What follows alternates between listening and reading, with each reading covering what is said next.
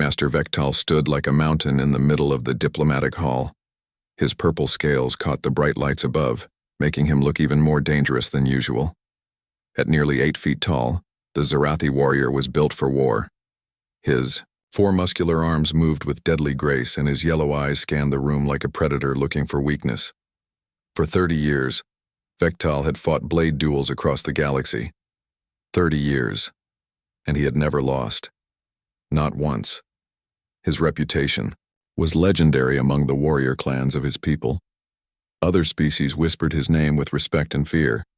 The thermal blade at his side had tasted the blood of champions from dozens of worlds. When the human delegation's transport docked at Orbital Station Gamma 7, Vectal barely looked up from his meditation. Humans were new to galactic politics. Most alien species considered them barely civilized, a young race that had only recently discovered faster-than-light travel. They were soft creatures who relied on technology instead of personal strength. Vectal had fought humans before in training exercises. They broke easily. But as the human delegation entered the conference room, something caught his attention. The group was smaller than expected, and they moved differently than other humans he had encountered. There was no fear in their steps, no hesitation in their movements. Still, they looked typical enough. Pale skin, weak bodies, those strange, round eyes that seemed to see everything but understand nothing. Then Vectal's gaze fell on their leader, and he almost laughed out loud. Ambassador Kim Day looked like he should be in a medical facility, not leading diplomatic negotiations. The old man's back was bent with age, forcing him to lean heavily on a simple wooden walking stick. His hair had gone completely white, and deep lines covered his face like a map of ancient rivers. When he walked, each step seemed to require effort, as if his bones might crumble at any moment. The other alien delegates began whispering among themselves. The Zephyrians, with their crystal blue skin, clicked their tongues in what sounded like amusement.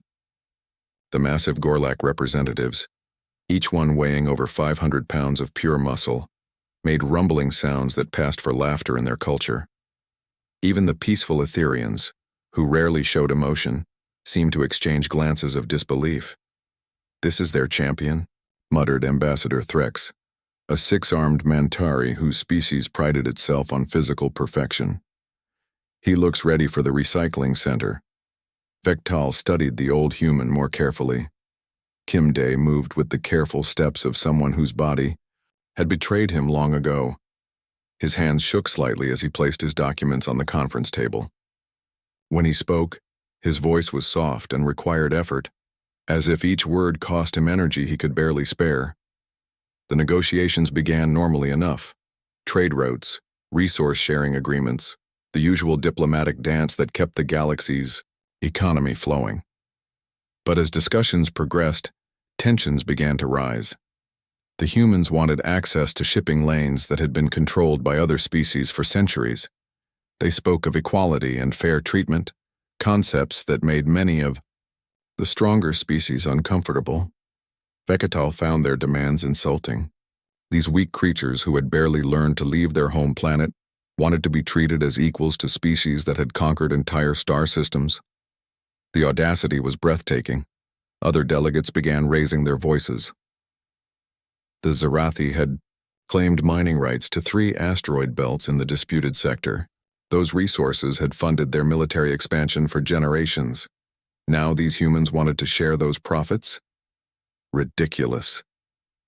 Kim Day listened patiently to each complaint, his aged face showing no emotion.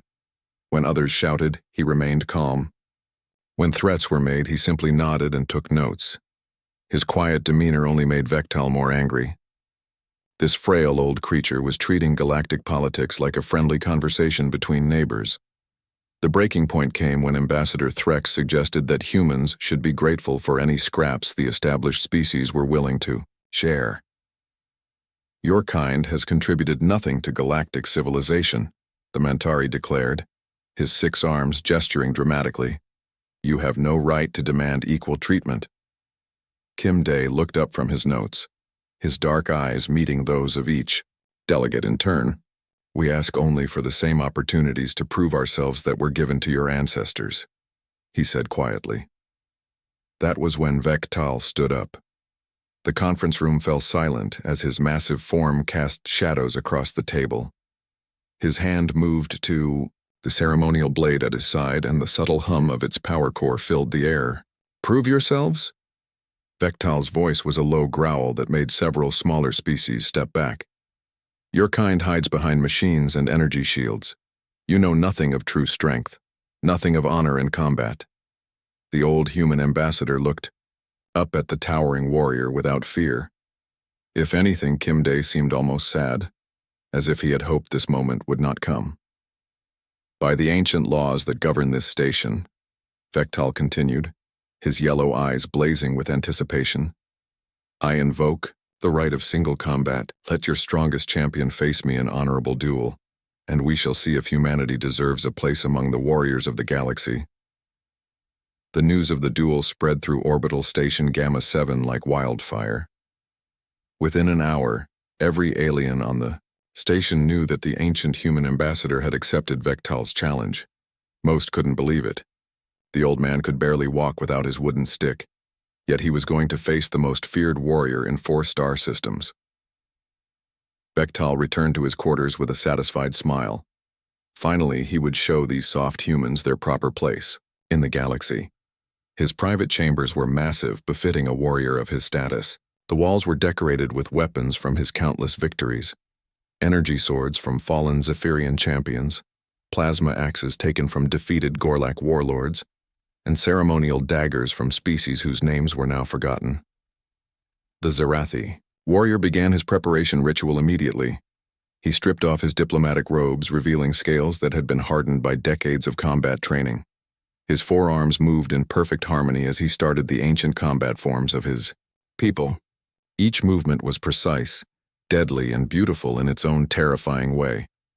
The first form was called Mountain-Breaking Wind. Vektal's massive body flowed like liquid metal as he practiced strikes that could shatter stone. His muscles rippled under his purple scales as he imagined crushing human bones. The second form, Lightning Splits the Sky, involved rapid combination attacks that had overwhelmed countless opponents. His forearms worked together, creating a whirlwind of motion that would confuse and destroy any enemy. For 3 hours straight, Vektal practiced without stopping. Sweat beaded on his scales, but his breathing remained steady. This was meditation through movement, a way to connect his mind and body before battle. He had done this same ritual before every important duel for 30 years. It had never failed him. His thermal blade lay on a ceremonial stand in the center of the room. The weapon was a masterpiece of Zerathi engineering, passed down through generations of warriors in his family. The metal core was forged from rare minerals found only in the heart of dying stars. When activated, the blade's edge burned at temperatures that could melt through the hull of a battleship. The energy field around it could cut through almost any known material in the galaxy. Vektal picked up the weapon and activated it slowly. The blade hummed to life with a sound like distant thunder. White-hot energy danced along its edge, casting moving shadows on the walls. He had killed over 40 opponents with this blade. Tomorrow, he would add one more name to that list. The warrior spent another hour practicing with his weapon, running through every attack combination he knew. His movements were flawless, each strike delivered with deadly precision. He visualized the coming duel, imagining how quickly it would end. One swift cut, and the old human would fall. The other species would see human weakness, and this foolish talk of equality would end forever. Meanwhile, 3 levels down, Kimde sat alone in his much smaller quarters. The human diplomatic suite was modest compared to the luxury chambers given to stronger species. The furniture was simple, the walls bare except for a single photograph of Earth's sunrise over mountain peaks. The old ambassador sat cross-legged, on the floor, something that seemed impossible given his apparent frailty. In front of him lay a bundle wrapped in dark blue silk. His weathered hands shook slightly as he began to unwrap it, revealing layers of cloth that looked ancient even by human standards. Inside the wrapping was a sword unlike anything else on the station. The katana was clearly old, not the artificial, aging that some collectors preferred, but the genuine wear of centuries. The blade was simple steel, polished to a mirror finish but showing tiny scratches and wear marks that spoke of long use. The handle was wrapped in faded black silk, worn smooth by countless hands. Park Jin, his young aide, watched from across the room with obvious worry.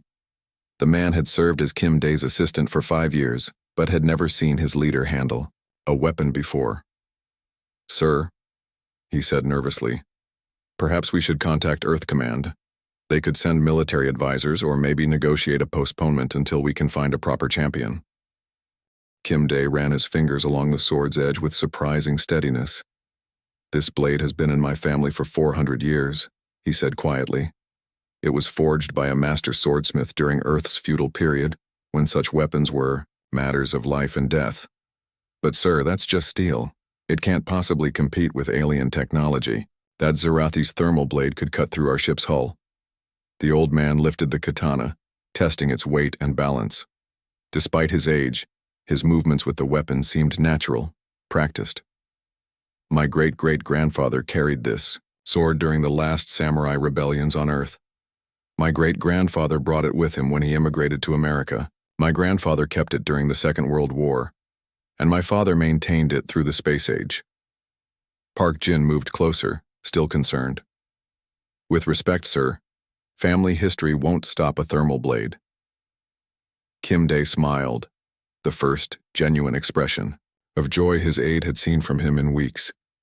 "When I was young, I spent 10 years studying in the mountains of old Japan. There were still masters there who remembered the old ways, who understood that some things cannot be improved by technology." "You studied sword fighting?" "I studied many things. Meditation, philosophy, the way of tea, calligraphy." Kim Dae stood, slowly, the sword held naturally in his grip. "But yes, I learned the way of the sword. It seemed important to understand my ancestors' path." Word of the duel was spreading beyond the station now. Gambling pools were forming across the galaxy as news networks picked up the story. The odds were laughably one-sided. Some bookmakers were offering 1,000 to 1 against the human. Several alien governments suggested canceling the duel entirely to avoid the diplomatic embarrassment of cleaning up human remains. But in his quiet quarters, Kim Dae continued his own preparation. He sat in meditation, the ancient sword across his knees, preparing his mind for what was to come. Unlike Vektal's aggressive practice, the old human's preparation was internal, invisible, but no less intensive. Tomorrow would determine not just his own fate, but how the galaxy viewed humanity itself. The combat arena on orbital station Gamma 7 had never seen a crowd like this. Word of the duel had spread through the galactic communication networks overnight, and beings from dozens of worlds had either traveled to the station or tuned in through holographic feeds. The circular arena could hold 800 spectators, and every seat was filled. The crowd was unlike anything the station had ever hosted. Massive Gorlak warriors, each weighing as much as a small transport vehicle, occupied the reinforced seating sections. Their deep, rumbling voices created a constant background noise as they discussed the coming fight. Graceful Etherians floated in their designated areas, their translucent bodies shimmering with curiosity. Sharp-clawed Mantari delegates clicked, their mandibles in anticipation, while crystal-skinned Zephyrians hummed in harmonious frequencies that made the air itself vibrate. But it wasn't just the variety of species that made this gathering special. It was their unanimous agreement. For perhaps the first time in galactic history, every alien race present shared the same opinion. This would be a massacre. The betting had reached astronomical levels. Underground gambling networks across 3 star systems were taking wagers on how long the human would survive. The most optimistic odds gave Kim Dae 30 seconds. The pessimistic ones suggested he might fall before Vektal even reached him. Some creative gamblers were betting on whether the old man would die from fear before the blade touched him. A group of Zarathi military observers had arrived from their home fleet, eager to watch their champion demonstrate the superiority of their warrior culture.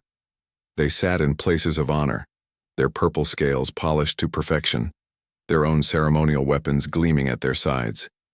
This duel would be used in their military academies for generations as an example of what happened when inferior species challenged their betters. The arena itself was a marvel of engineering. The fighting floor was made of reinforced durasteel that could withstand the impact of starship weapons. Energy barriers protected the spectators from stray shots or flying debris.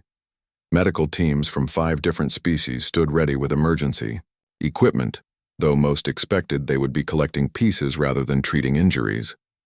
Camera drones hovered silently around the arena's perimeter, broadcasting the event to billions of viewers across the galaxy. News commentators spoke in dozens of languages, but their message was universally the same. They were about to witness the end of humanity's brief political relevance. Then the combatants entered. Vektal's entrance was pure theater. The massive Zarathi warrior strode through the arena's main gate like a force of nature. His forearms moved in perfect coordination as he performed traditional pre-combat rituals. The thermal blade in his primary hand left trails of superheated air with every movement, creating patterns of light that dazzled the crowd. He wore minimal armor, just ceremonial bracers and a chest plate that displayed his family's battle honors. His purple scales needed no additional protection. They had been hardened through decades of combat training and scarred by weapons from across the galaxy. Each mark told the story of a victory, a defeated opponent, a moment of triumph. The crowd roared its approval as Vektal completed his ritual display. His blade work was flawless, each movement flowing into the next with deadly precision. The weapon's energy field cast dancing shadows on the arena walls as he demonstrated why he had never lost a duel. His yellow eyes scanned the crowd with predatory satisfaction. This was his element, his moment of glory. Then Kim Dai entered, and the arena fell almost silent.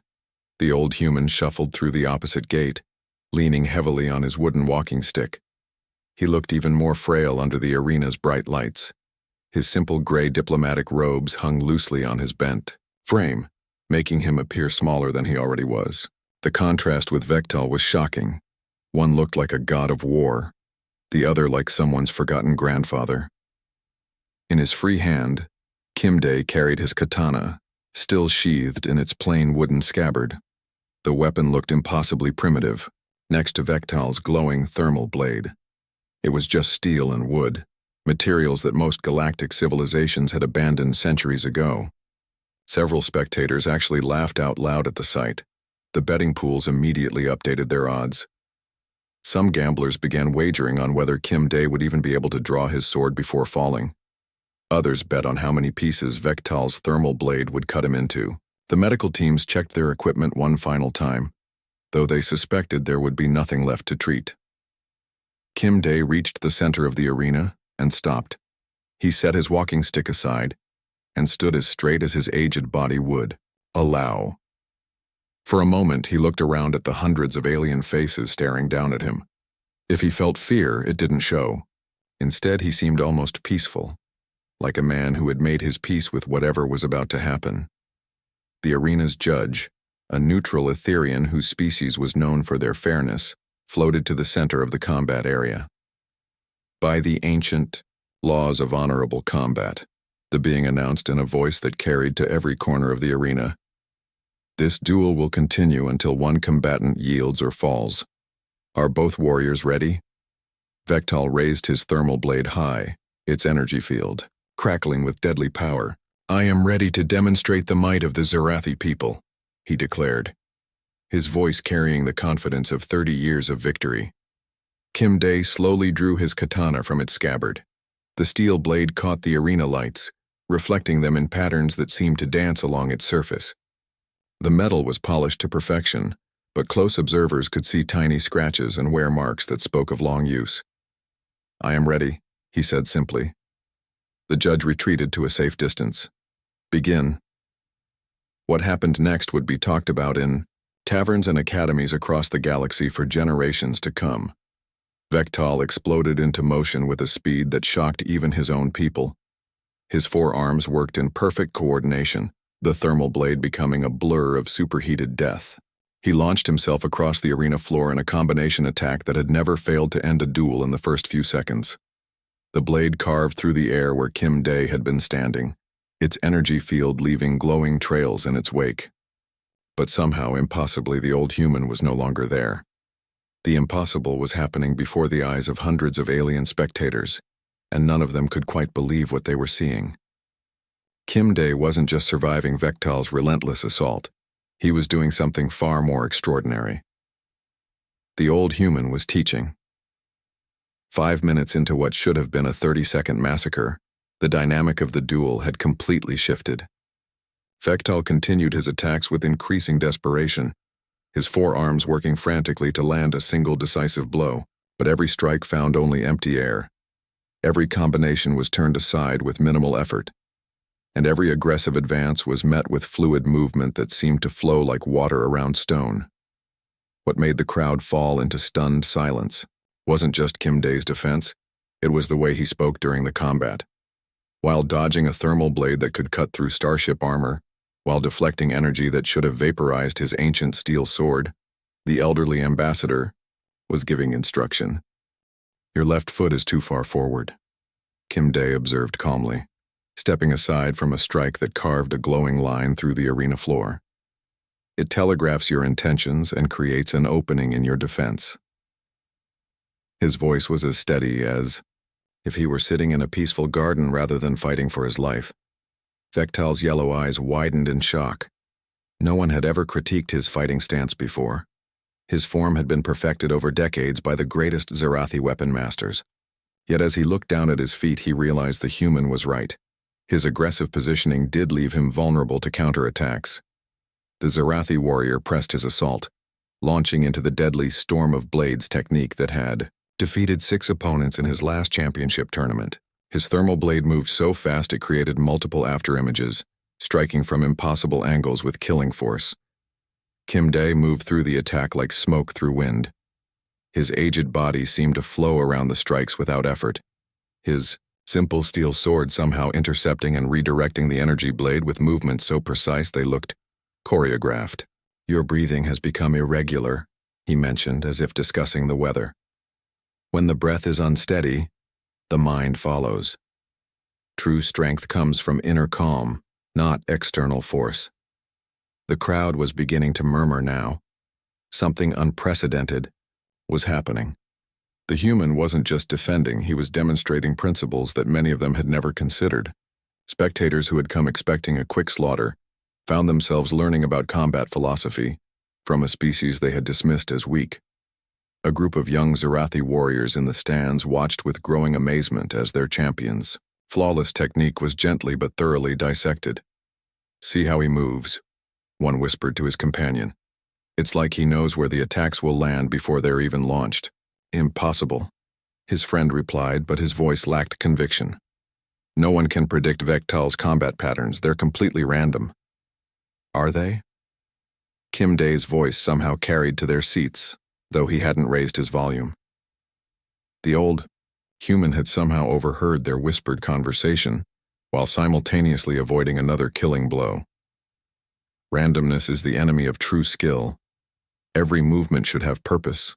Every strike should follow naturally from the one before." Vektal found himself slowing down, not from exhaustion but from confusion. His entire approach to combat was being questioned by someone who moved with an ease that made his own desperate attacks look clumsy. The Zarathi warrior had studied combat for over a century, yet this elderly human was showing him concepts he had never considered. "Your thermal blade is magnificent," Kim Dae continued, deflecting another strike that should have been impossible to block. "But you rely too heavily on its cutting power. The weapon has become a crutch rather than an extension of your will." As if to demonstrate his point, he allowed Vektal's next attack to come closer than any before, then turned it aside with such perfect timing that the thermal energy actually helped spin him into a better defensive position. The arena had gone, completely quiet except for the sound of combat. Even the ever-present background chatter of the Gorlak warriors had ceased. Everyone was straining to hear every word of this strangest of all duels, a fight where one combatant was educating the other while simultaneously defeating him. "In my youth," Kim Dae said, stepping back from another combination attack, I spent years learning that true swordsmanship isn't about overpowering your opponent. It's about understanding the flow of combat itself. Every attack creates its own weakness. Every aggressive move opens a path for response. Vektal's frustration was mounting. He had used every technique in his considerable arsenal, yet hadn't landed a single meaningful blow. Worse, he was beginning to understand that his opponent was holding back. The old human could have ended this fight several times already, but instead chose to continue the lesson. "Watch my feet," Kimday instructed, sliding past another thermal blade strike. "I'm not faster than you. I'm simply moving more efficiently. I don't fight against your attacks. I use their energy to position myself for the next movement. This is what we call flowing like water, adapting to every situation without resistance." The educational nature of the combat was becoming obvious to everyone present. Kimday wasn't just surviving through luck or accident. He was demonstrating mastery of principles that transcended species, techniques that worked regardless of how many arms you had or what kind of weapon you carried. A Mantari combat instructor in the crowd began taking notes, frantically scribbling observations about human fighting philosophy. Several Etherian scholars activated recording devices, recognizing that they were witnessing something that would need to be studied for generations. "Your people value strength above all," Kimday continued, his breathing still perfectly controlled despite minutes of intense combat. "But strength without wisdom becomes mere violence. Wisdom without compassion becomes mere cruelty. True mastery requires balance between all things." Vektal finally stopped his attacks, standing in the center of the arena with his thermal blade lowered. His massive chest heaved with exhaustion, sweat beading on his purple scales. He stared at the elderly human with something approaching awe. "You could have defeated me at any time," he said, his voice carrying a mix of respect and confusion. "Why do you continue this lesson?" Kimday smiled, the first expression of warmth he had shown since entering the arena. "Because, young warrior, the greatest victory is not defeating your opponent. It's helping them become better than they were before." The moment of truth had arrived, and Vektal knew it. Standing in the center of the arena, his thermal blade humming with deadly energy, the Zarathi warrior finally understood what he was truly facing. This wasn't the weak, elderly human he had expected to crush in seconds. This was a master swordsman, whose skill had been refined over decades of dedicated practice. Kimday stood calmly before him, his simple steel katana held in a relaxed guard position. The old man's breathing was still perfectly controlled, despite the intense combat they had just shared. His dark eyes held no anger, no pride, no desire for revenge. There was only a deep sadness, as if he regretted that this lesson had to be taught through violence. "I understand now," Vektal said quietly, his forearms trembling slightly from exhaustion. "You have been holding back this entire time. You could have ended this duel whenever you chose." Kimday nodded slowly. Combat should always be the last resort, never the first choice. But when it becomes necessary, it should be decisive. The crowd watched in absolute silence as the two warriors faced each other for what everyone knew would be the final exchange. The betting pools had stopped taking wagers. Even the most optimistic gamblers now realized that their assumptions had been completely wrong. What happened next occurred so quickly that most spectators didn't see it clearly. Kimday moved with a speed and precision that seemed to violate the laws of physics. His aged body, which had appeared so frail just moments before, flowed like liquid lightning across the arena floor. The katana became a silver blur, moving through a complex series of cuts that somehow bypassed every one of Vektal's defenses. The ancient steel blade, which had looked so primitive compared to alien technology, suddenly revealed its true nature. This wasn't just a weapon, it was an extension of its wielder's will, guided by decades of training and perfected through countless hours of practice.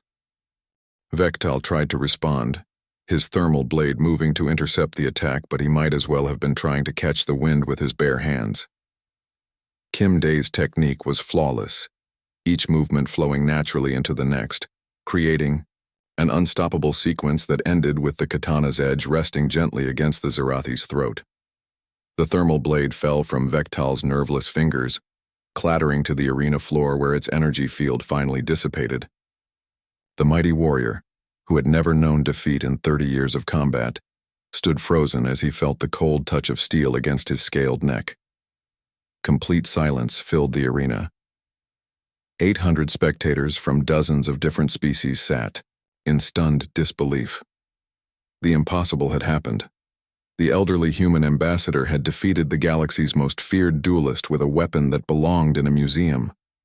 Then Kim Dae did something that shocked the crowd even more than his victory. He stepped back and bowed deeply to his defeated opponent, showing the same respect he might offer to an honored teacher or revered elder. The gesture was so unexpected, so contrary to what any other species would have done in victory, that it left the entire audience speechless. "Rise, warrior," Kim Dae said gently, extending his weathered hand to help Vektal to his feet. "You fought with honor and courage. There is no shame in learning something new." Vektal stared at the offered hand for a long moment, his yellow eyes wide with amazement. In Zarathi culture, defeated opponents were expected to grovel before their victors. Shows of mercy were seen as weakness, and respect was something that had to be earned through dominance.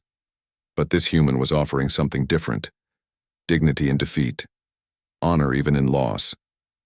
Slowly, the massive warrior reached out and grasped Kim Dae's hand. Despite the human's advanced age, his grip was firm and steady as he helped the Zarathi to his feet. "I have never—" Vektal began, then stopped, struggling to find words for emotions he had never experienced before. "Strength without wisdom becomes mere violence," Kim Dae said softly, his voice carrying clearly through the silent arena. "But wisdom, shared freely, transforms into true honor. You are a magnificent warrior, Vektal. With proper guidance, you could become something even greater, a protector rather than just a destroyer."